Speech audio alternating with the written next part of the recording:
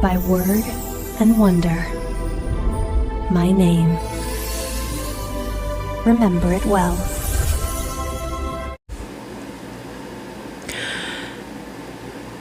Did you know that your biggest obstacle to prosperity and abundance right now is not inflation? It's not the cost of things. It's not oil or gasoline going up or food going up, which it just did within the past week.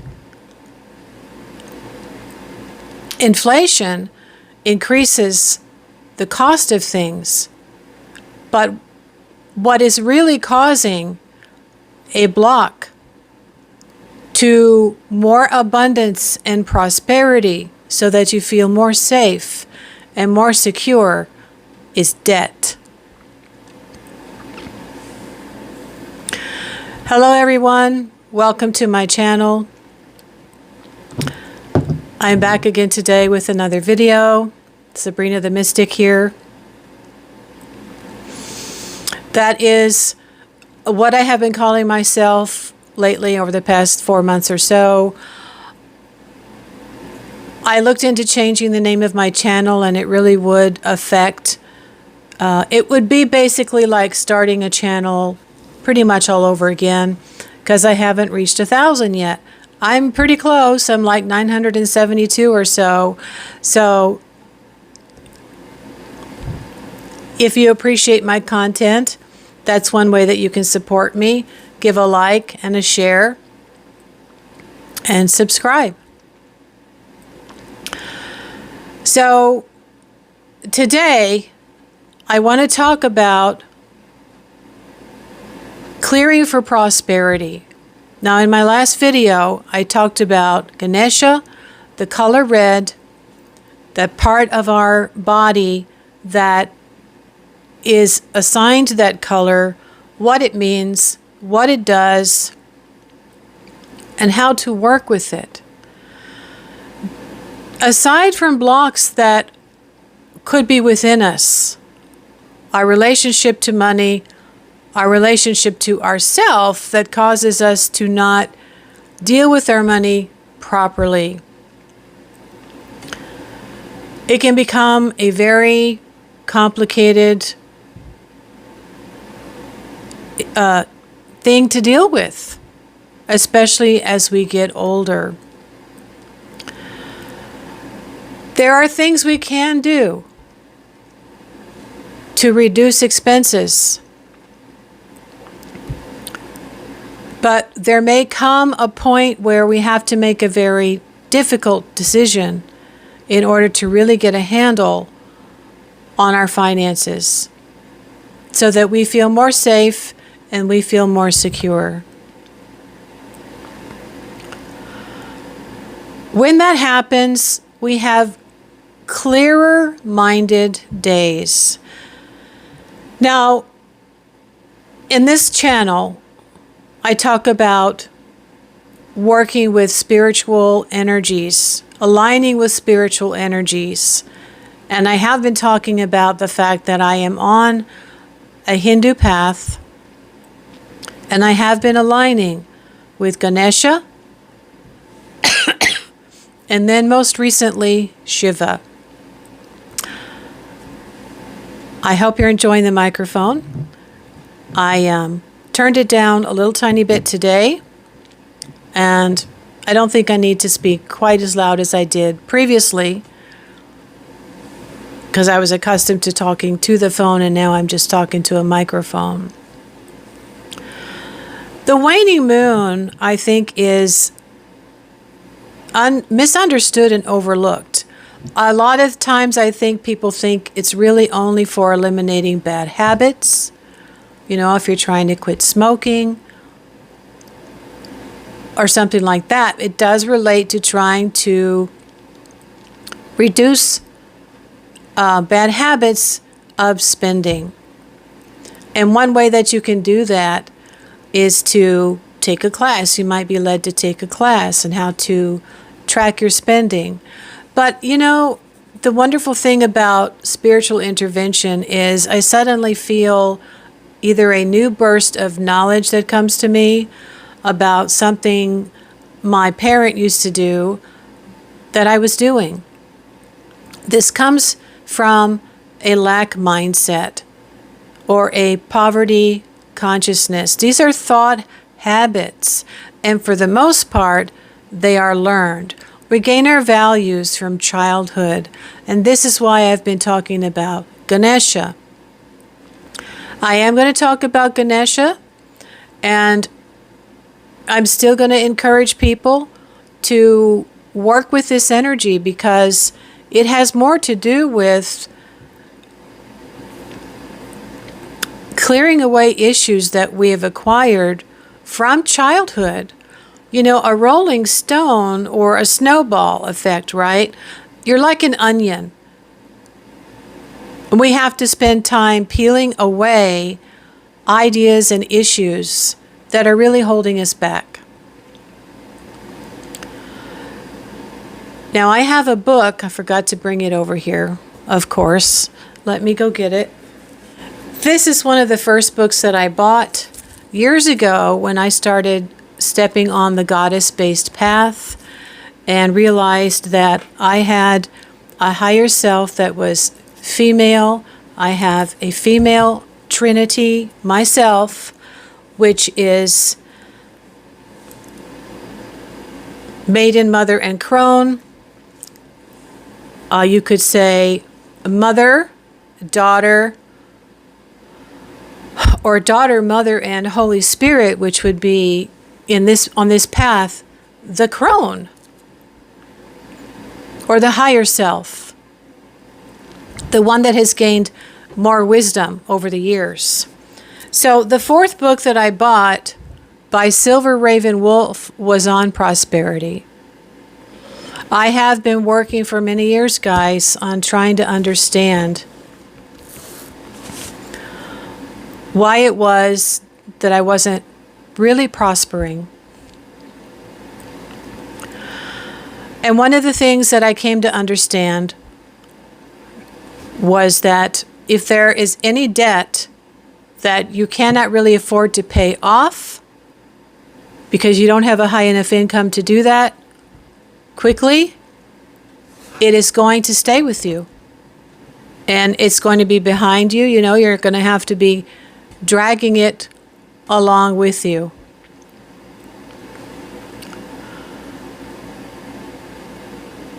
And once you get behind, as they say, it can take a very long time to get it back all together and manageable.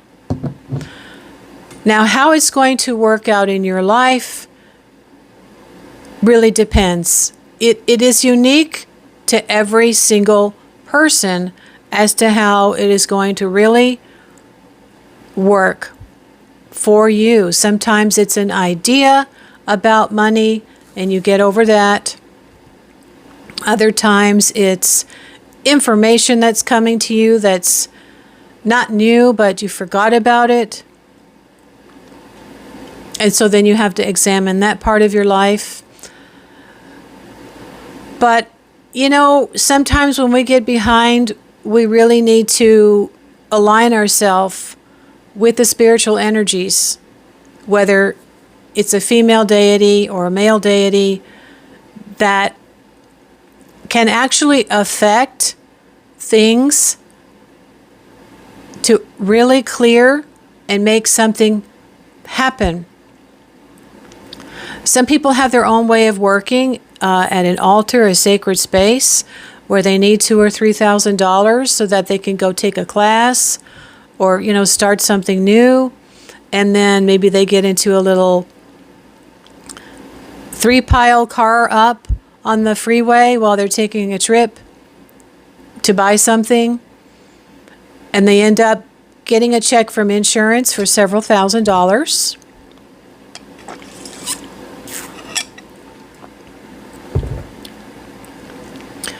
And that helps.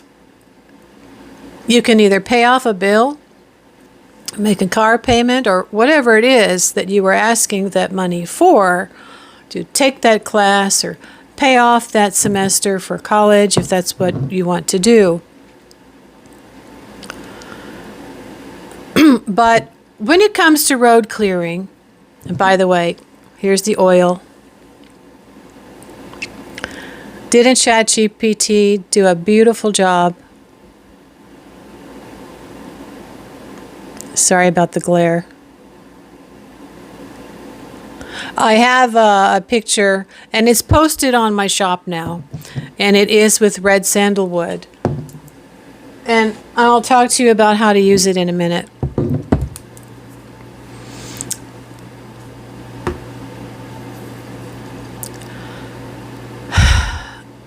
Ganesha is an idea that was created many, many years ago by the rishis in India. And I've told the story in my last video. It might seem strange to people that haven't ever heard of Hinduism and their pantheon, and why the elephant-headed god, or deity as we call it, is the first one that you have to work with. It is the first one that is venerated and greeted and given honor to before you start any endeavor. Ganesha can clear all kinds of blocks. Okay? This is an energy that has been used for thousands of years. I've said in my previous video that this philosophy is about 10,000 years old at least, which is the oldest that I've come across so far. And when that kind of energy has been worked with for so many years and for so long, and there's one practitioner that is here on YouTube that believes it's connected to an even higher off-planet intelligence that can make things manifest here because their brain is so big. But if you look at what elephants do, like I said, they clear paths. They are the ones that forge the path in the jungle. And there was a movie called Elephant Walk. And towards the end of the movie, there's a stampede where all the elephants are coming down a path and they trample down this house. Why? Well, because they built the house on the path. They didn't know it, but it was the path that the ancestors had cleared before them. And that was the path that they follow.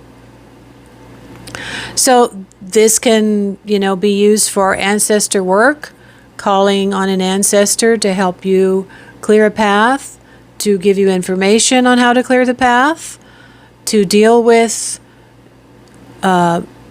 chipping away at your debt so that you don't have that hanging over your head.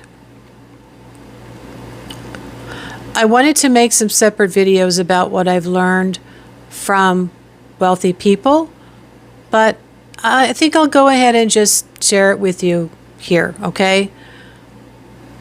I spend a lot of time, figuring out how to start my video, what to talk about. And this does have a lot to do with the waning moon, again, because Ganesha is about clearing.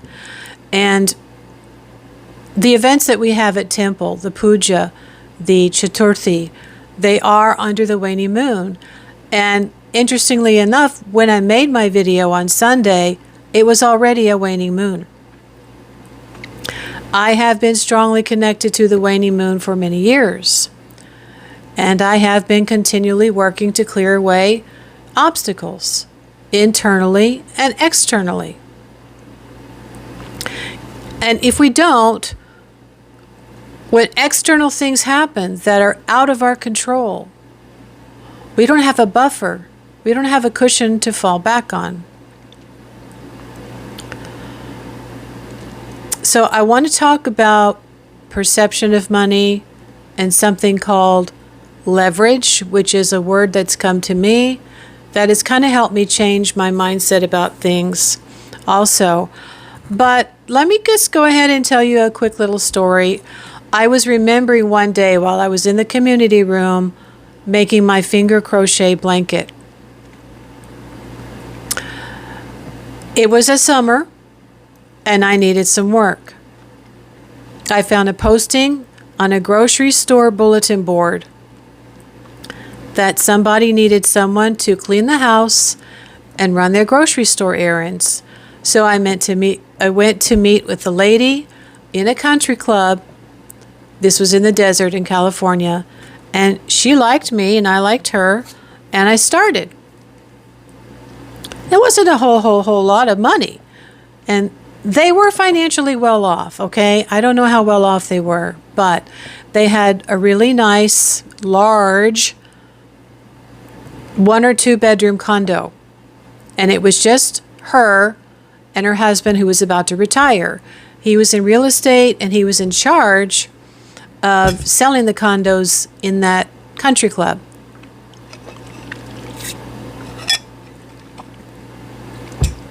So she always found things for me to do.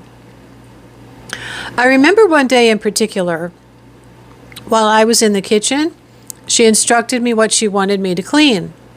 And she was in the living room cutting coupons. I tell a lot of stories. When my friend was here, I felt very strongly just to tell a story. I think stories can land on somebody's ears easier than maybe sharing your own personal experience. But this is my personal experience with this wealthy woman. She said, please don't use more than 1 teaspoon worth of the dishwasher liquid. I've already got the sinks filled with warm water. All you need to do is put the soap in, swish it around, kind of let them soak for a minute, and then wash them, and then rinse them. Now, she had a dishwasher, but there wasn't that many dishes. So I figured, 1 teaspoon? I mean, if you can afford to use a tablespoon, is this a really highly concentrated dish soap? No, it wasn't. But the water was very warm. And I think I put on gloves. Now, I mentioned this to somebody older than me, who said, well, one person actually made a negative comment. Well, that's how the wealthy people are. That's how they hold on to their money. They're very cheap. No.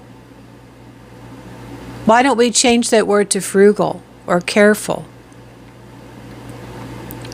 Instead of, it sounds like they're stingy. This woman was not stingy.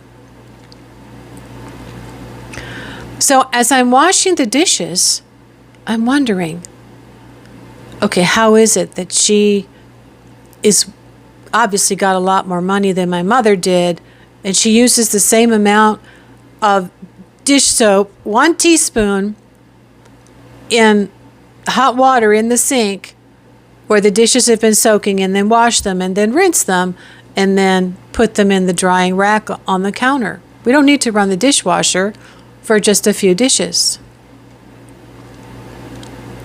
And then she would come in and she would put the dinner on the stove or in the oven. And I remember she opened a can of whole stewed tomatoes, which I'd never had before, but I love tomatoes.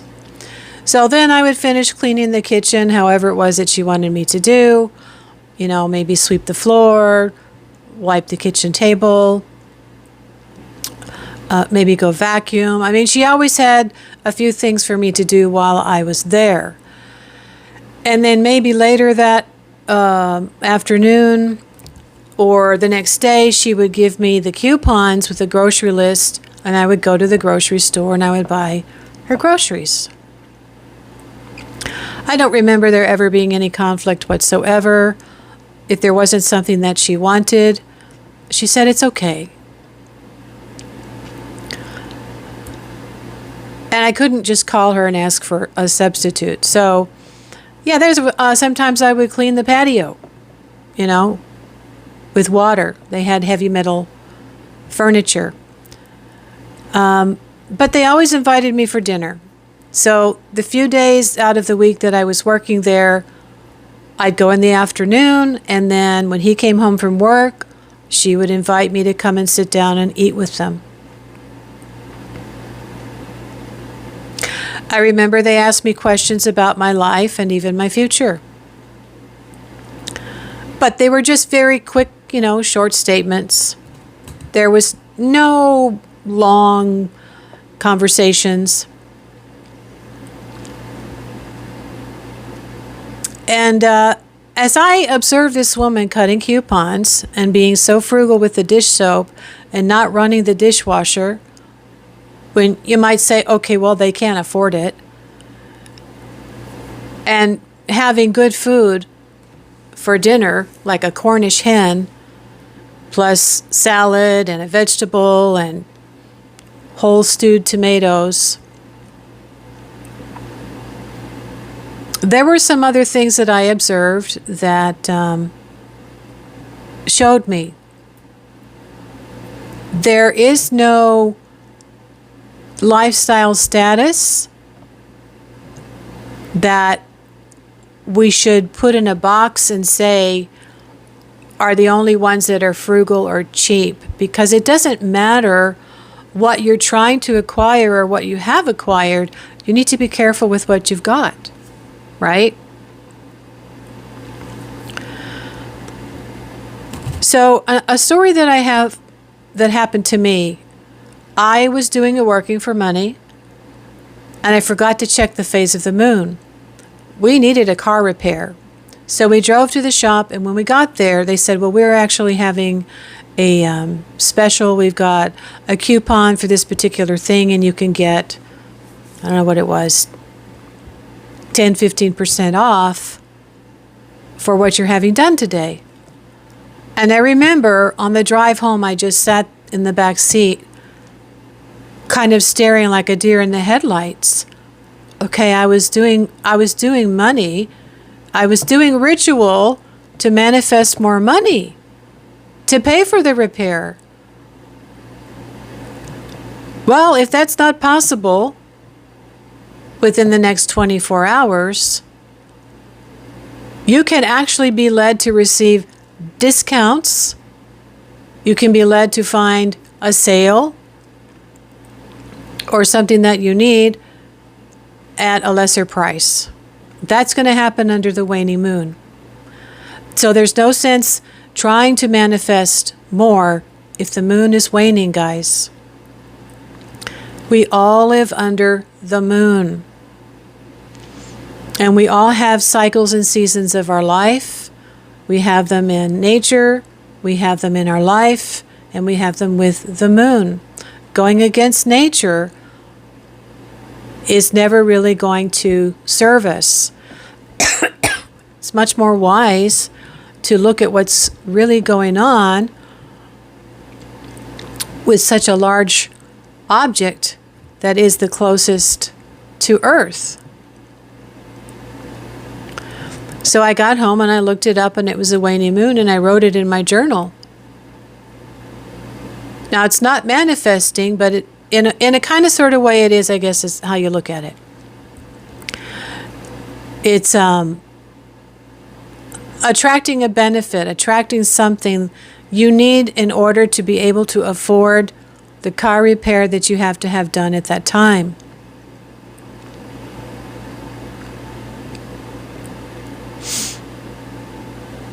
I might have even had a coupon, but they offered us something that they said was going on that actually saved us more.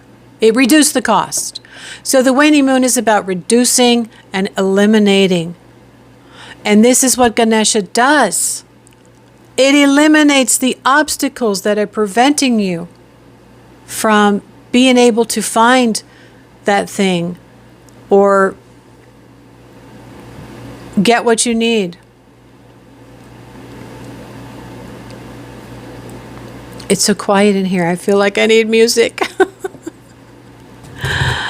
I was going to take a picture of Jade and Diamond and refer to one of them as my producer who's sleeping, and my legal department is also sleeping and enjoying the air conditioning. So we're starting to have warmer weather. But it's important to understand that in working with Ganesha,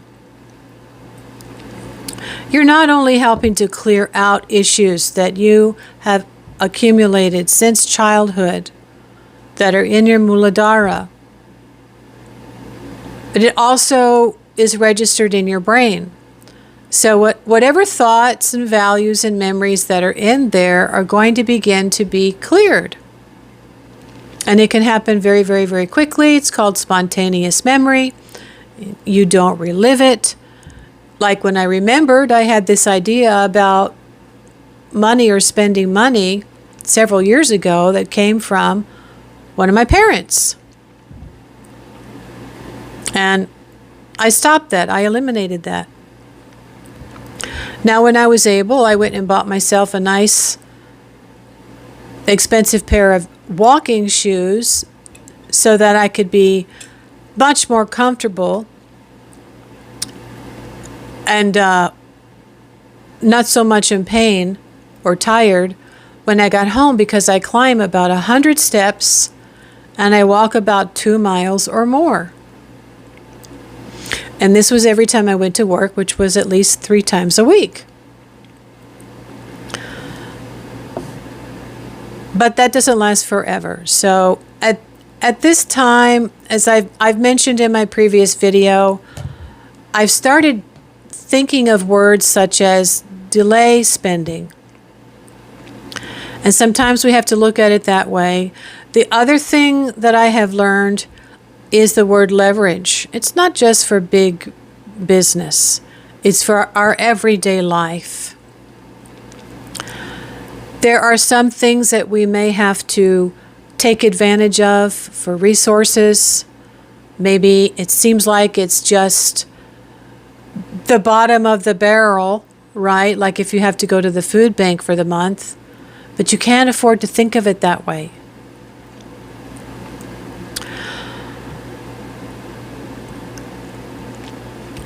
Ganesha will make sure that you're not blocking yourself, because sometimes it is our ego that's really preventing us from looking at something as an opportunity or leverage. But by taking advantage of whatever resources are extra, whatever food distribution or clothing distribution pops up in your neighborhood, or maybe the food bank, or, twice a year going to the Humane Society for a pet food. And then remember it sometime in the future to go and take them a toy. Donate a toy. Donate a bag of food. This is the concept of giving in order to open a channel with which to receive. If it's not just for the selfish purpose of receiving, because we need to be open to whatever channel is going to be bringing whatever we need to us. So we're currently under a waning moon. It could be that since last Sunday, which is when it started, we are now getting into the tail end, or the beginning of the second week of the waning moon. So by the end of this week, you're actually going to have the dark moon. Now, in this book, in the middle where she starts talking about the waning moon, or actually reducing debt, she said the best time to start is the dark moon. Here's what I have to say about the dark moon. The dark moon is a time for rest and regeneration. It's really a time for being able to regenerate, recuperate, resurrect ourselves, all right? And then begin the job of growing, working, and manifesting. I personally feel, with my years of experience, that it's just better to start on the waning moon, And right now we still have like the beginning of the second week of the waning moon. So it's getting, I don't know, past the middle point. I don't focus on the names. Waning, gibbous, second quarter waning moon. That actually has a stronger accumulation of the dark waning moon energy, right? You can still have information. You can still have light being shed on an obstacle that's in your life that is blocking you. Now, in the beginning here, she has stories where she taught a class, and there were some people who were actually trying to get their finances in order so that they could buy a house. So everybody has different goals. Some people just needed to be able to get a handle on where their money was going and maybe start contributing to a retirement account or a savings account. This is a very big concept that experts talk about. I believe Dave Ramsey has built his career on getting out of debt. Now, this is not to bash anyone that has gotten into a lot of debt. I know that there are people who have been raised to stay away from debt, but they get in a business that grows and grows and grows, and it gets so big that they don't want to downsize. They don't want to look like something has happened, right? And they weren't able to have enough cash set aside to buffer a downtime.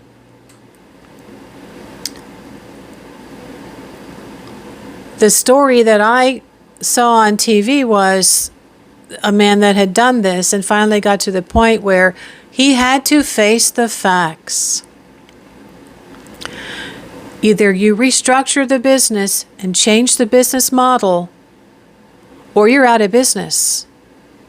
And this is what you know, this is what you've built. You're successful, you have a reputation.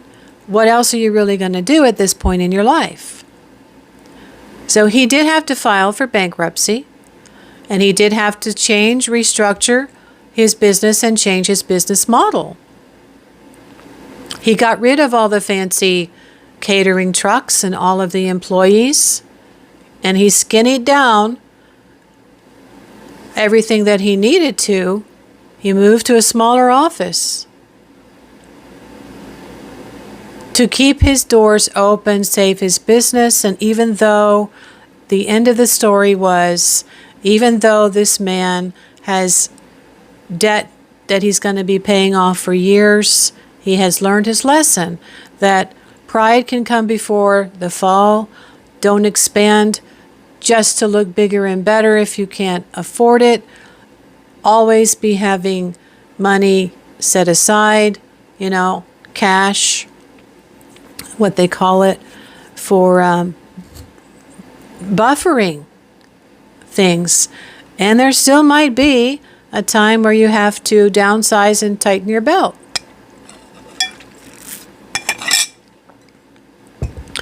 So when I had tried to eliminate extra expenses, and I did chip away at several of those expenses, some things I still had to pay off before I could start to see the benefit of getting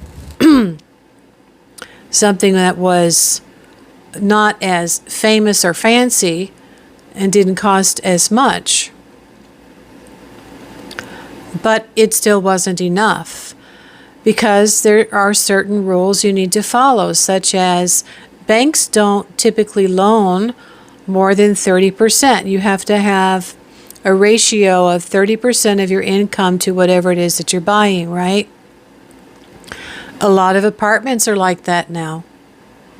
You have to make 3 times the amount of the rent before they will allow you to move in. And then if you can manage with 2 to 2.5 times of the income to the amount of money that you have to pay for your shelter. There are some hard decisions you have to make, but when there's nothing in savings that's earning interest to hedge against inflation, this is what happens. Your lifestyle changes. So I had to learn that it's an opportunity, and I'm going to consider it leverage. And I've started over several times in my life. And I've had to learn. Every single day is a learning. It's an opportunity for learning and growing, and that the only thing that's constant in life is change. Now, my Ganesha oils are on my shop, on my coffee account. And what I did was, I took my oil warmer, I put a tea light candle, and I took a dropper full of this oil, which is made with red sandalwood and grapeseed oil, put it on top of the warmer, put a tea light candle. Now it's a very light scent. It's not heavy. You can also anoint it, of course, on your candles. You can also anoint yourself before you leave the house. And I used to do this. I haven't done it for a while. But you can anoint yourself here. I'm thinking properly for abundance and prosperity. I'm speaking properly for abundance and prosperity. You put it on your wrists and the back of your skull, the base of your skull, where it is said negativity can enter.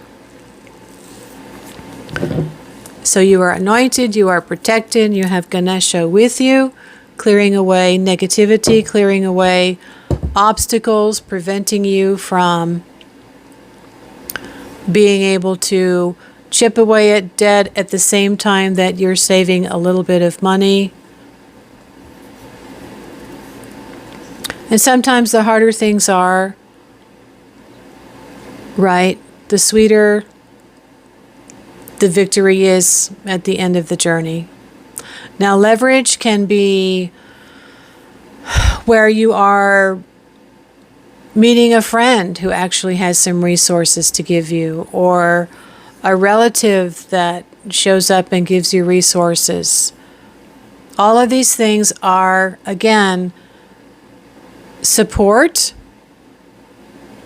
leverage, and it's all in how you look at the obstacles, and that it's our relationship to ourself and to money a lot of times that is preventing us from making choices that we need to make at the time so that we can begin to open the way for prosperity and abundance to the point where we've got our debts manageable, right? And we're chipping away at them every month.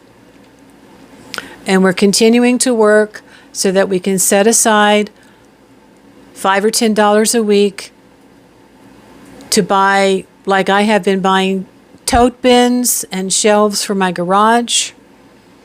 I have been buying little things I need for camping. And everything was on the shelves. And the other day, I decided, it's a nice day, I'm going to go. So I opened the garage door, grabbed the things off the shelf, threw them in the back of the truck, and drove out to a state park that's close by. So I got familiar with the first part of it, where you go in, and I turned. What was it? Lots and lots of trees. Yeah, I think the first place to turn were the campsites, so I drove down there. Then I came back. Then I went a little further down to the parking lot, And there they have a shelter and a playground, and then they have a hiking trail. And I hiked on the trail for half a mile. And then the sun was out, so I was starting to get hot and sweaty. And then I walked half a mile back, and then I left. So I got familiar, with that particular area and what it looks like and some of the amenities they have there. There's a lot of trees. I love trees, but man, there's a lot of trees every campsite. And I guess that can give you more prosperity. My little tent would have been under an entire grove of trees, like a lot I used to live in. But now the other state park, which was further out, they've recently, I guess, plowed everything down and remodeled it. And there's a lot of open space in this one area. And there's a big brand new bathroom with showers and cement lots for campers. No trees. So the bad thing about that is no shade. So I might go there and see how I like it. Otherwise, I'll just go back to this one that has trees and be able to have some shade, right? That's what I've done, guys. Just like water in a bucket, one drop at a time. One tote bin here, one shelf there, until finally I have enough tote bins to take things out of cardboard boxes and put them in. Now I have a nice, neat, organized, spacious garage. I have all of my camping things by the garage door. Open the door, take them off the shelf, put them in the truck, and go. Pick up ice, pick up charcoal on the way out. And there is a city very close by, or there's a Dollar General very close by in both of those, at both of those state parks, where you can go get whatever, sandwich, chips, milk, soda, ice, I think, maybe even propane gas if you have a camper. So it takes patience, all right? And in the meantime, who knows what kind of other experiences you're having along the way while you're chipping away and you're learning about the beautiful ideology of Hinduism and the incredible ability that this deity has to plummet through the jungle and lay out a path that even the ancestors can see and use. So this is on my coffee account right now in my shop. And because I have infused the oil with just red sandalwood, it is like an attar and has a lightweight scent. And the next one is going to have a different type of sandalwood. I found another supplier, and I'm going to have, I think, a stronger infusion. Now, for those of you who don't know, sandalwood is rare, similar to some other woods that are used in oils and perfumes. Sandalwood takes about 10 to 15 years to grow. And this is why it can be very expensive. So, when it comes to what we are using for a representation of prosperity and abundance, we need to spend a little bit more money. We need to give the deity a beautiful candle with a beautiful candle holder and some beautiful roses. They don't have to be real, but I highly recommend that you do buy real roses once in a while. You are aligning with this energy that is very powerful and can help you. And if you are stingy and then you prosper and then you're hoarding and you're holding on, you're not letting go of your fears. You're not believing that there is enough for everybody and this is going to be solved maybe sooner rather than later. All right. That's it for now. I hope you understand what I'm saying. I do want, need, and appreciate your support. Please like, share, and subscribe.